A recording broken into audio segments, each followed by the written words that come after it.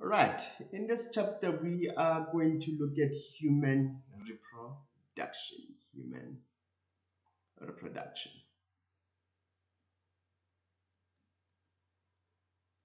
Let me ask, or let's discuss something very quickly before we dive into it. So, why do organisms need to reproduce? Each and every organism in the world, whether it's a microorganism, whether it's a plant, whether it falls under the kingdom Animalia, they all need to reproduce. Similar to us humans, why do we need to reproduce? We need to reproduce to ensure the survival of a species. If we do not make offsprings, basically the old ones will die. We will die off, and then that will be it for humans. Curtains, and then the world will be a better place without humans. But anyway, that's neither here or there. Right. Now, in this chapter, we're going to be looking at a couple of things. I think I like starting with puberty. Puberty, which is what most of you are going through. Puberty, or nearing the end of. Yeah? So we're going to be looking at puberty. What are we going to be looking at when we look at puberty? We're going to be looking at your secondary growth characteristics, né? Or your secondary sexual, let me put it that way, characteristics.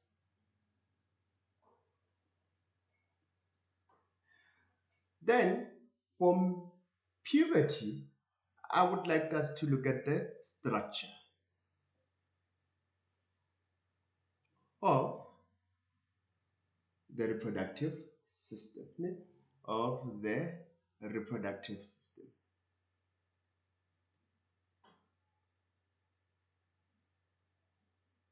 So we're going to be looking at the structure of the reproductive system for both males and females. So we're going to look at the structures and what are the different parts of the male reproductive system that help it perform its function and so forth and so forth. Then from there, I would like us to concentrate on how gametes are made. Yeah? Production of gametes. Of gametes. So, kind of what are gametes? Let's remind ourselves quickly what are gametes. Gametes are your sex cells. Né? So, gametes are known as your sex cells. Remember, your body has two types of cells. It has your somatic cell, which basically is all your cells in the body, your body cells. Né?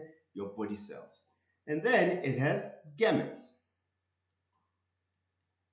Gametes are your sex cells.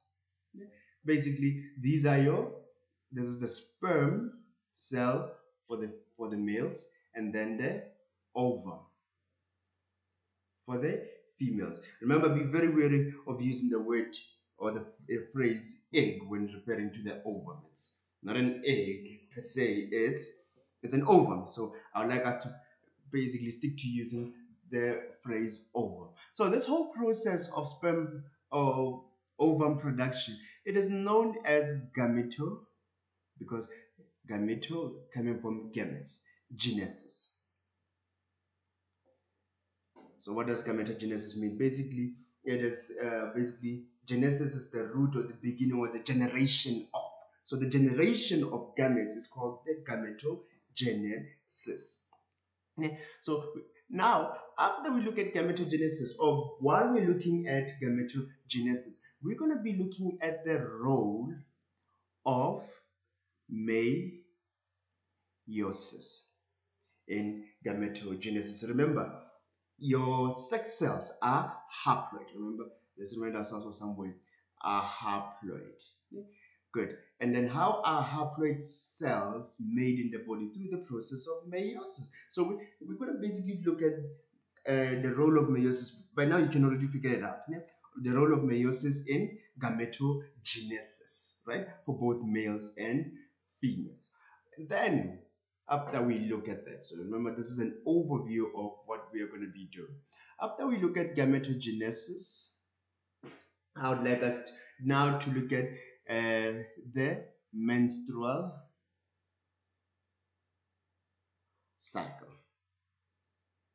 Right? We'll look at the menstrual cycle, which is, well, I wouldn't want to say part of, but your menstrual cycle involves gametogenesis. So it's part, it involves gametogenesis, but we'll get to look at that later on. So while we're looking at the menstrual cycle, we'll be focusing on hormonal changes in the female. Obviously, their hormones change during the cycle. That's why at some point during the month, you just need to be alert as a man when you live with a female, because it becomes very tricky. Uh-huh. They just might throw something at you during these hormonal imbalances. Ne? Good. So yeah, they become very unstable. I'm just kidding. Okay, let's move on. Then, lastly, I want to look at fertilization. Fertilization. So, the term fertilization, what does it mean? Remember, the term fertilization is the fusion of the nucleus of both the ovum and the sperm. When the two when the two nuclei fuse, fusion of the nuclei of the ovum and the sperm, that is fertilization. Usually that fertilization, for example, will happen in the fallopian tubes or the oviduct, and then the fertilized egg moves into the uterus where it implants itself. So you're going to be looking at such things, implantation, for example. So once this fertilization happens, we're going to be looking at the formation of a zygote. So fertilization happens, and then we have a zygote. So how does a zygote come to be? And what is a zygote? Because a sperm, we're going to be looking at stuff like this. A sperm is haploid. Remember, you represent haploid by small letter n. And then an ovum is also haploid. So that's 23 chromosomes plus 23 chromosomes. Now, after they fuse, we have a diploid cell. Now, that is where your zygote will form. And then how does this one cell that is after fertilization move into becoming a zygote, and we have multiple cells after that? That's when we're going to be looking at the role of meiosis. Mitosis. Mitosis. Remember, mitosis is different from meiosis. Mitosis is just the division of cells, whereby a cell will make an identical copy of itself. The same number of chromosomes, for example, everything is identical. So, in a nutshell, that's what we're going to be looking at when we do human reproduction. Just as promised, let's begin and start with puberty. Puberty. Now, what is puberty? If you were to define puberty for yourself, what is puberty? Basically, puberty is a period. It's a period when both male and female excuse me, remember we're talking about human beings. Both male and female reach sexual maturity.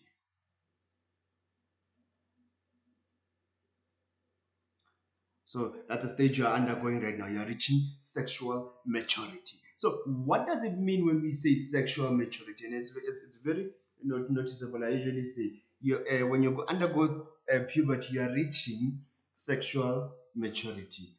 As how mature you are towards life and mentally, that's another different story. That will take some time and probably will never happen with some people, but it's neither here or there. Right. This usually happens.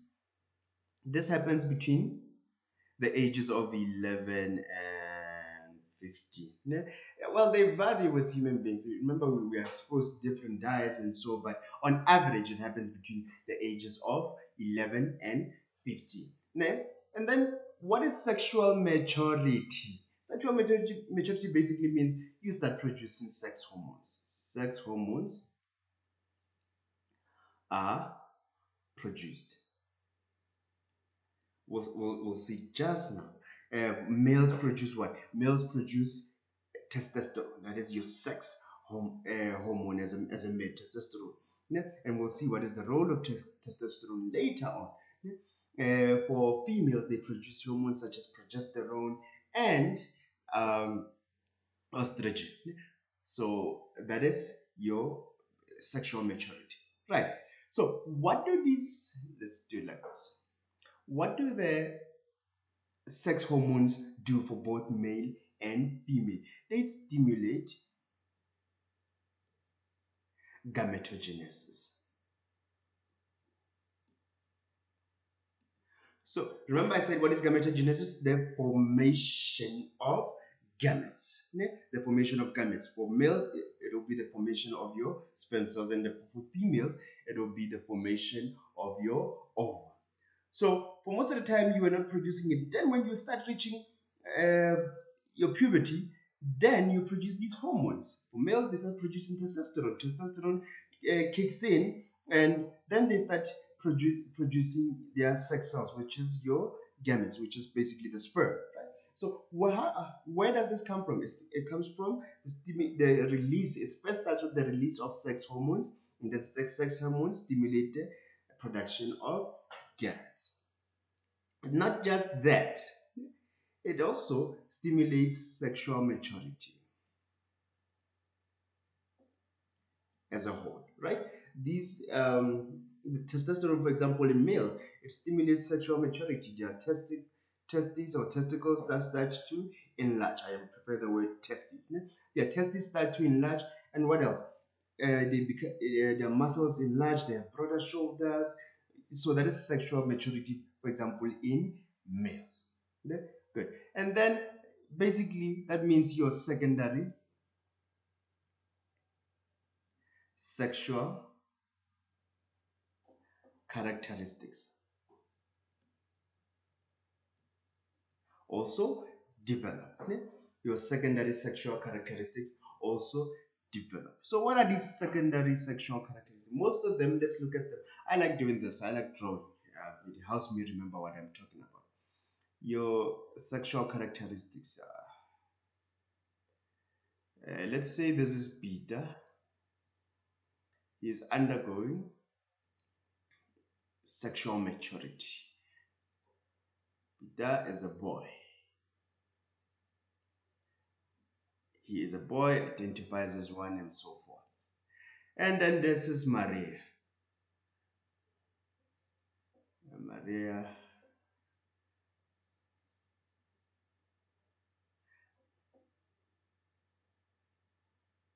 in Maria Pretty. Right. Okay. Now let's look at what develops in both of them. So I'm going to start with the male. In males, what starts to develop as puberty kicks in? Obviously, which is what, for example, boys in grade 11 and 12, when they start growing beards, they don't even want to cut it because it's something new. It's for the first time. Wow, it's a shiny object on their face. They develop their hair on their face. They develop hair on their face. After they develop hair on their face, we notice that after some time, because now they start thinking that they are men, uh-huh, their larynx, your voice box, their larynx enlarge. And when their larynx enlarge, their voice becomes deeper. Now they develop a deeper voice. Good.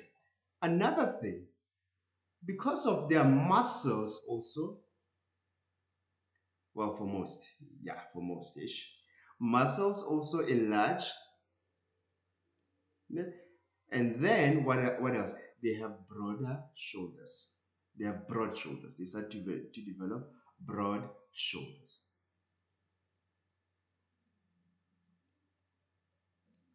So that is those are the young boys as they start to reach puberty.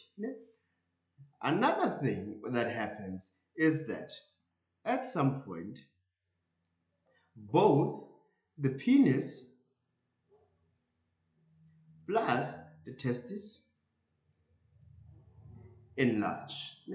They start to enlarge, we hope. So that's basically more or less what a boy will undergo. That is the secondary sexual characteristics that a young man will start to develop.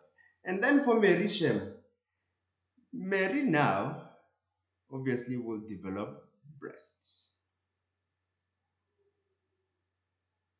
Breasts develop. Ne? In preparation, just in case she falls pregnant and then she has to pay to breastfeed. Ne? So she needs those lactating organs of hers to start working. So for a female, they start to develop breasts. Ne? Good. Another thing that develops now is their hips. So the hips don't lie. The hips become wider, and then below their skin, there's a deposit of some adipose tissue, basically your fat. Yeah? There's a deposit of fat under the skin when those hips start to develop. So we have breasts, we have hips developing. And then what else? Now, for females, remember we talked about hormones. Yeah? Females start producing what? They start producing the female sex hormone, which are estrogen. 2 is your progesterone.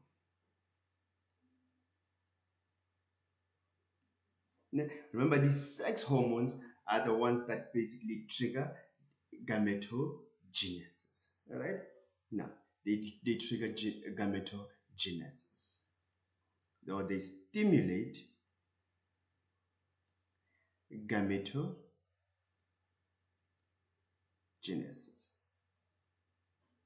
the production of your, now they start producing the ovum. In females, it will be the production of the ovum. That is the female, right? And then we forgot the male. The male starts to produce the male sex hormone. And the male sex hormone is your testosterone.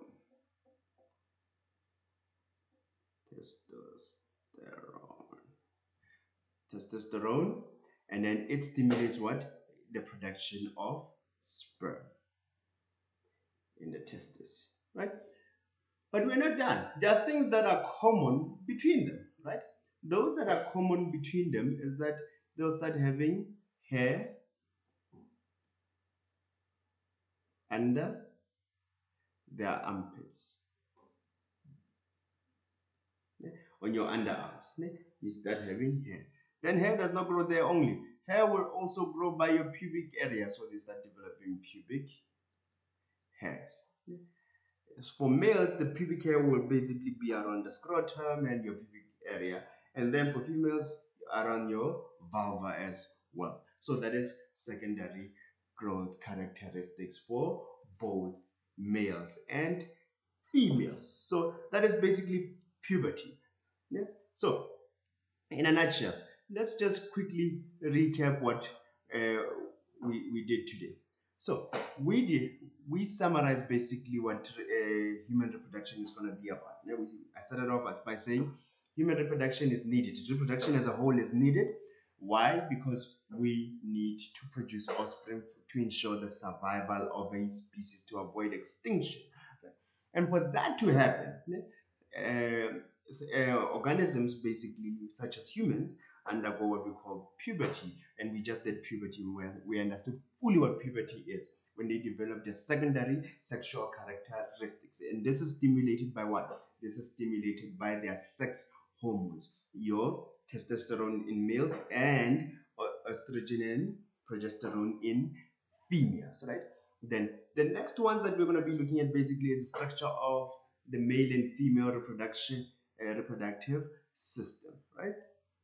And just to give you an idea, this is the structure that you need. So for the remainder of this lesson, I'd like you to basically draw, if you can, and label. I think you can. Draw and label the structure of the male reproductive system.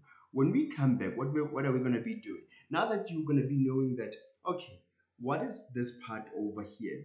We start with this one over here. This part over here will be called your testis, ne? The testis. Ne? And then the testes are enclosed by a sac of skin known as the scrotum. Ne? Great. And then you'll notice that the testes, right outside the testes, there's something on top of the testes that is known as the epididymis.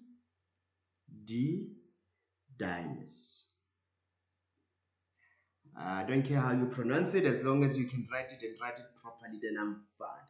And this is basically, you're going to see later on, this is where your sperm will mature and is temporarily stored in there. Yeah? And then we have the sperm duct of the vas deferens. Sperm duct. When sperm leaves, it's going to leave via the vas deferens. So those are the major parts that are involved. And obviously, you will have the penis. The penis over here. The penis.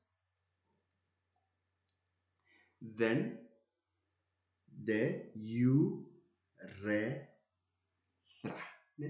Urethra. That's basically where your sperm, or depending your sperm, or no, semen at that time, will exit the penis during ejaculation. And then we have, let me see, what am I missing with? Penis, this, and then we have the prostate gland. You'll always see it is right below your bladder. It's right below the bladder. The bladder is not part of the system, so we let it go. So it's right below the bladder. So that is your prostate gland.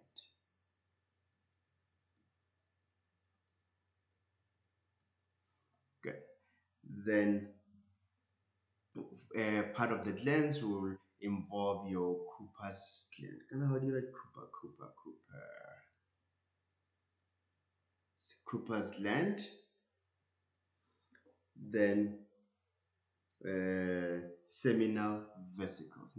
So these will be your seminal vesicles. Vesicle. So this is your male reproductive system. We are going to look at it, and we're going to look at the different parts of the male reproductive system. So I suggest you get to know how to label it first. So draw a nice big one in your books, and then we'll come and discuss the functions of each part.